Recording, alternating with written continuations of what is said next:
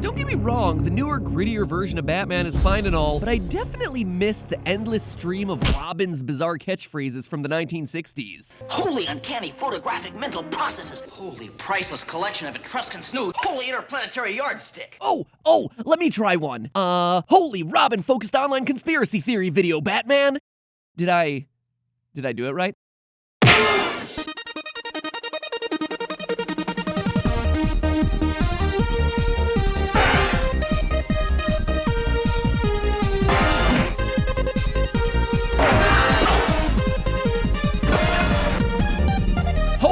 Film theory internet, welcome to the show where we lay our investigative cards on the table and the jokers are always wild. Seamless segue alert, Joker, the clown prince who needs no introductions. And seriously, when I say he needs no introductions, he literally doesn't need any introduction. There are just some things that don't need to be re-explained, Batman v Superman. Plus, I already talked about him plenty in my theories around the release of Suicide Squad last year, which, if you haven't watched them yet, you totally should by clicking that eye icon in the right-hand corner. And after doing all that research and getting myself super amped up to see the movie and prove my theory, the Joker was in like 5 minutes of it. My theories were 5 times longer than the amount of time that he actually ended up in the movie. I mean, I guess I should be counting my lucky stars since at 5 minutes, it's a full 2 minutes longer than Jimmy Olsen lasted in the entirety of this extended universe. Miss Lane, Jimmy Olsen, photographer.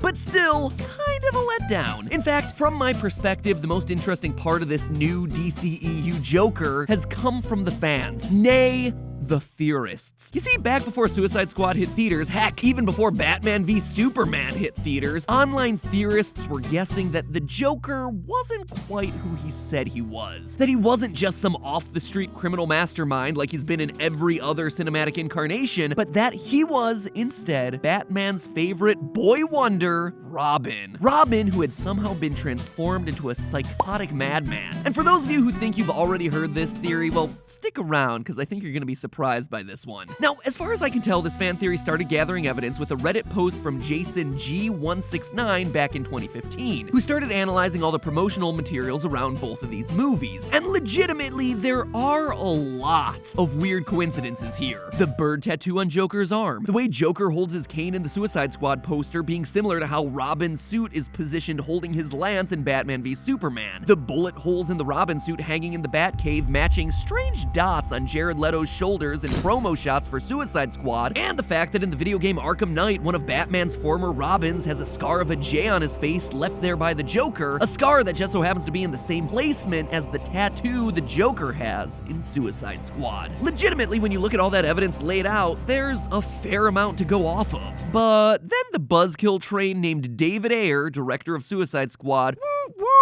rolled into the station and killed the theory dead. When asked what the most outlandish thing he'd heard about the movie was, he responded with this. That the Joker is Jason Todd. Really? It ain't the case. Now, if you're not a Batman superfan, let me catch you up. Jason Todd in the comics is one of the 3 main characters to have taken on the mantle of Robin over the years. And I say one of because just like there have been multiple Jokers, so too have there been multiple Robins. You have the original Dick Grayson, who eventually moves on from being Batman's sidekick and turns into the hero Nightwing. Jason Todd is the next Robin, at least until the Joker kidnaps him, beats him with a crowbar, and blows him up in a warehouse. Overkill. And then there's Tim Drake, who tries to alleviate Batman's depression about Jason Todd's murder by becoming the new Robin. It's also worth noting that all 3 of them have, at one point or another in the comics, turned into the Joker. So the idea of one of these characters turning into a tatted out juggalo isn't as absurd as it might seem. Turning into Mr. J is like a rite of passage for the boy wonder, right next to stop crime in a green Speedo. In the comic, The Dark Knight Strikes Again, Dick Grayson is fired from being Robin and becomes the Joker. Jason Todd, after getting killed in A Death in the Family by the Joker, gets resurrected via Lazarus Pit because, hey, if you got a pit that'll revive your dead, well, you use that thing. Upon his return, he takes on the role of the villain Red Hood, which just so happens to be the Joker's original criminal identity. And then there's Tim Drake, who in the 2000 movie Batman Beyond: Return of the Joker got himself kidnapped and brainwashed by the OG Joker, who then implants a microchip into his neck that mutates his DNA to make him into to a Joker clone. He is literally a werewolf except for hair, he has white clown makeup, and a killer laugh. Killer laugh! Get it? Look, I'm not saying that all of this makes a whole lot of sense, just that it's a thing that canonically happens in this series like every other month to the Robin character. But still, I know what you're thinking. Why am I still talking? We already heard David Ayer debunk this theory, so outside of my love for hiding under comforters in the middle of hotel rooms in New York City because I'm recording this on the road, why am I wasting so much time recording this thing? Well, listen again to what he says. That the Joker is Jason Todd. It ain't the case. He's not. Notice that David Ayer didn't say that the Joker wasn't Robin, he said that the Joker wasn't Jason Todd. But as we just went over, there are at least 3 different Robins, and when you actually look at all the evidence put together across the DCEU, the much more likely scenario is that this version of the Joker is actually Tim Drake, Robin number 3. So get ready as Bat Pat straps on his utility belt. We haven't a moment to waste, so quick to the Theory Mobile. Let's start with Suicide Squad and Project Cadmus. Cadmus Labs is a fictional genetic engineering company that appears as a recurring threat throughout all the DC properties. For instance, throughout the second season of the show Supergirl, there's a recurring plot line where the organization, led by Lillian Luthor, mother of Lex Luthor, tries to eliminate all aliens on Earth. Next category, circles. Then there's the live-action Green Lantern film. You know, the one that DC desperately wants us to forget, where a Cadmus facility gets attacked until the CGI wonder steps in to not only save the day, but also save the head of the program, Amanda Waller. You heard that right, Amanda Waller, the master strategist behind forming an anti-Superman task force comprised of a guy who shoots good, a guy who climbs good, and a girl who bats okay. And though Project Cadmus isn't mentioned by name in Suicide Squad, you remember those nanobombs that Amanda Waller plants in everyone's neck? Yeah, well, in Batman Beyond, we learned that the nanochip implanted in Tim Drake's neck by the Joker was originally developed by Project Cadmus to create a clone of Batman once the Dark Knight got too old for the job. And the person in charge of that prototype's development? None other than Amanda Waller. Well, it doesn't outright prove that he's the Joker, it does prove, at the very least, that we're dealing with similar timelines and similar universes for both Batman Beyond and the DC Cinematic Universe. Now, of course, for all this to work, we need a scenario in which Jared Leto's version of the Joker had lost complete touch with his true Tim Drake identity before he converted to the Joker. And wouldn't you know it, but Suicide Squad gives us that exact same scenario. One of the Joker's first sequences in Suicide Squad is when he's got Harley strapped to the gurney and is about to electrocute her skull. Let's see what he has to say in this moment. You helped me by erasing my mind what inflated memories I had. Erasing his mind? Oh. You left me in a black hole of rage and confusion. So the Joker doesn't remember his past. He doesn't know where he came from. I don't know about you, but that is pretty darn suspicious. But to see just how suspicious, let's pull in some science here. You see, what the Joker's referencing here is known as electroconvulsive therapy, better known as electroshock therapy, a treatment with the unfortunate side effect of patients having trouble recalling events that occurred during the weeks leading up to the treatment, or even the weeks after treatment. In more extreme cases, they can't remember their wedding days, the fact that they have children, huge chunks of their past. Now, we know from what few lines we have in the movie that the Joker in Suicide Squad does indeed suffer memory loss as a result of his ECT treatments. And we know that Harley Quinn is the one responsible for it. But why? If Harley loves her puddin' as much as she says she does, why would she put him through a treatment that would erase all his memories? The simplest explanation would be that she's trying to make him forget something specific about his past. Something like, say, the fact that he's not really the Joker. If anybody could pull off this trick, it's Harley. I mean, don't forget, she is a trained psychiatrist, so she would know what she's doing with the electroconvulsive therapy. And if you pause the opening of Suicide Squad just at the right time, you can actually read her rap sheet, only to learn that she has a history of using false stories to manipulate the men in her life. So the fact that she's a, quote, accomplice in the murder of Robin could just be her killing Tim Drake's true identity, reprogramming Robin with electroshock to convince him he's something else, someone else, the Joker. It's also worth mentioning that in Batman v Superman, you have these very ominous voiceover lines playing while Batfleck is looking at the Robin suit. 20 years in Gotham. How many good guys are left?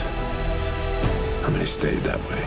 how many stayed that way? I don't know about you, but it sure seems like the Batman of this universe has watched his fair share of good guys turn evil, and playing that line over the footage of the Robin suit with Joker's scrawl all over it makes it seem like this concept of a good guy gone bad is somehow related to both of those characters. Here's a bombshell for you. Potential Robin candidate number 1, Dick Grayson. He's already dead before the DCEU even starts. At the beginning of Batman v Superman, we watch a burial scene for the Waynes. Oh, spoiler alert, Bruce Wayne's parents die. Oh, I'm so sorry. I am so sorry. I should have warned you. Anyway, you see that gravestone back there? You know, the one next to the angel? Well, if you zoom in a bunch of times and enhance it, you see that it says Richard Grayson, born 1982, died 2000. Dick is a nickname for Richard, in case that's confusing anyone, and Dick's dad's name is John, so it wouldn't be his father either. And if you think all of this is completely unbelievable, this evidence was actually confirmed by some set spies who went out to the graveyard where they shot this scene and took photos of the gravestones. Photos that just so happened to be promptly removed by Warner Brothers. But of course not before the internet made like a gajillion copies. Is it weird that Warner Brothers would choose to kill off the character who would eventually be Nightwing and kill him off while Bruce Wayne is still a child? Absolutely.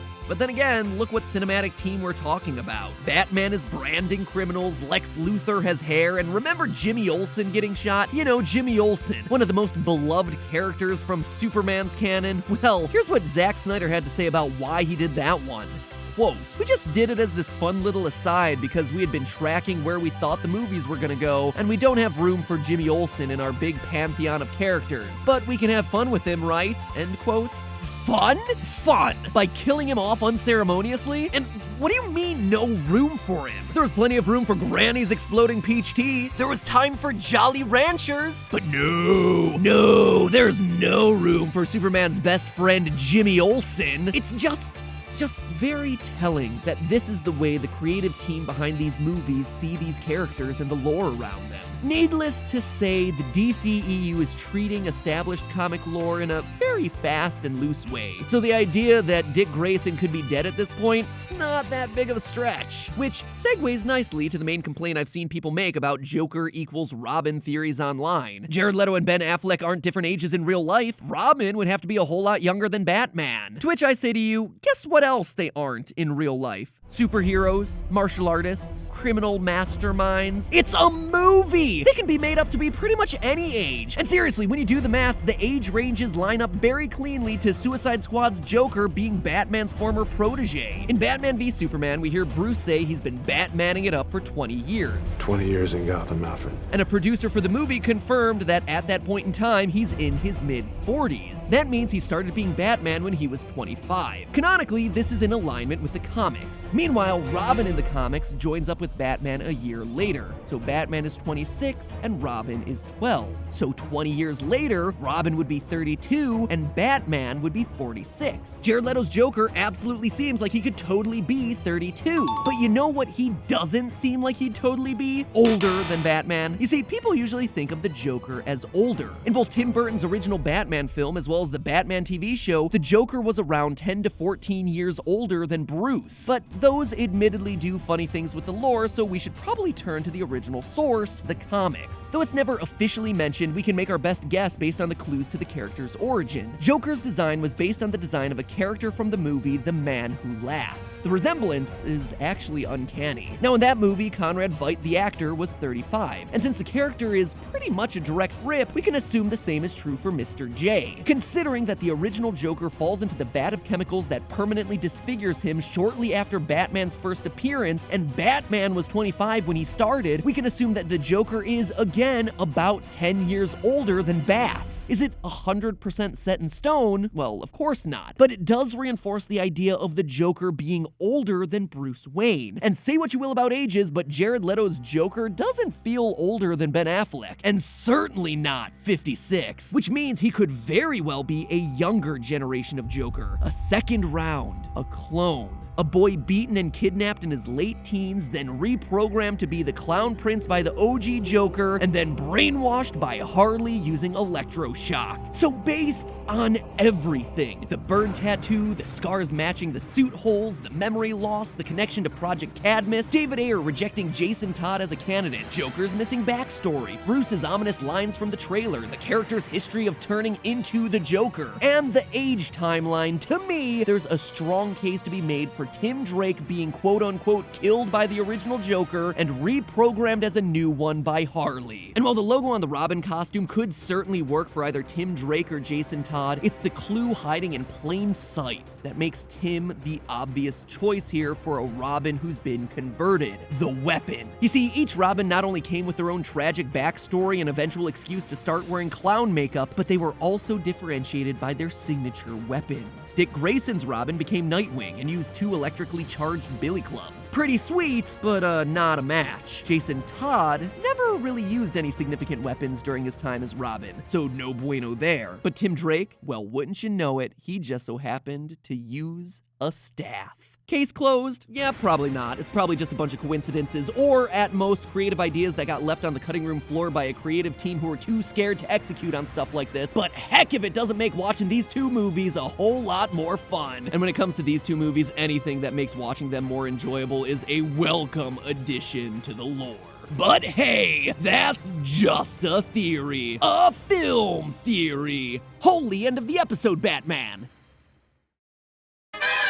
Hey you, strong, masculine, dark and brooding Batman fan, listen up! Do you need more pink pastel in your life? Are you looking to impress female folk by showing you're sensitive to their needs? Are you looking for something to fill the empty void in your life after Adventure Time comes to a close? Well, if you answered either yes or no to any of those questions, boy do I have a series for you. 3 words: Bee and Puppy Cat. It's kind of like if Adventure Time had a baby with Steven Universe. Wow, that sounds like a baby I'd love to binge watch. Well, you can find its newest episodes exclusively on Verve. Huh, whoops, looks like someone forgot to buy a vowel. Verve is a new and, more importantly, free video streaming service that allows you the chance to discover more content from creators that you know and love, all while supporting their newest creations. And it's made by the team over at Crunchyroll, so in addition to getting awesome stuff like Cartoon Hangover's Bravest Warriors, Rooster Teeth's Ruby, and Adam Savage's Tested, because damn it, that Mythbusters money is gonna start to run out, and a brilliant TV host/engineer needs to eat, Verve also gets you access to all your favorite anime like Attack on Titan Season 2 and Naruto Next Generation. Wait, there's a Next Generations of Naruto? Since when? It's called Boruto? Way to get creative on the naming there, guys. You get all that stuff subbed or dubbed in 1080p HD on pretty much any device that you want. Roku, PlayStation, Xbox, just not the Wii U. Since you had your chance, Wii U, you had your chance and you wasted it. Wasted it. Desktop, even your mobile phone, thus making it the perfect entertainment for a long summer day spent in a hammock or a long summer night spent on the toilet. Oh, that corn on the cob ain't agreeing with me, but look, it gives me the excuse to watch a full season of Full Metal Alchemist Brotherhood or Funimation's absolute classic Akira. Oh yeah, and let me emphasize that once again, it's free. F-R-E-E free. There's just like an ad or two, but hey, you watch YouTube, so you're used to that sort of thing. Or you could just go to www.verve.co/MatPat, or even easier, smash the link in the description and get yourself 7 days free of the Verve Combo Pack, allowing you to watch the best channels on Verve ad-free in HD. I mean, even if you don't smash the link in the description, it's still a great service. You're still gonna get amazing shows directly to every device that isn't a Wii U. It's just gonna have an ad at the beginning. But screw ads!